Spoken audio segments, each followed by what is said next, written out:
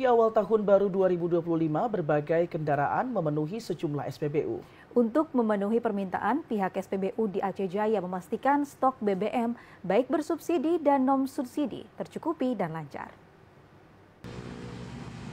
Puluhan kendaraan baik roda 2 maupun 4 tampak memenuhi SPBU di Kecamatan Tenom.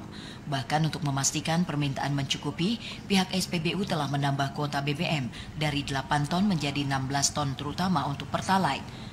Hal ini mengingat banyak kendaraan yang memakai BBM yang bersubsidi, sehingga untuk memenuhi kebutuhan masyarakat selama libur tahun baru, pihak Pertamina melakukan penambahan kuota BBM. Apalagi Tenom merupakan salah satu daerah di Aceh Jaya dengan penggunaan BBM paling tinggi untuk berbagai kegiatan masyarakat.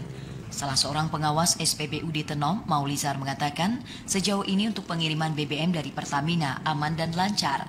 Bahkan untuk pasokan akan terus dilakukan setiap hari oleh pihak Pertamina. Menurutnya penambahan BBM saat ini sebagai langkah antisipasi ketersediaan BBM selama libur panjang di Aceh Jaya dan di lintas barat selatan Aceh. Terkait stok BBM, hari ini lumayan ya, stoknya alhamdulillah aman.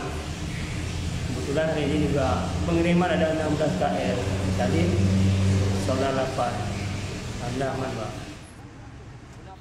Pertamina dan pihak SPBU menghimbau masyarakat untuk tetap tenang dan tidak melakukan pembelian berlebihan, mengingat pasokan BBM telah dijamin aman selama libur tahun baru. Dari Aceh Jaya, Musliadi, TVRI Aceh melaporkan.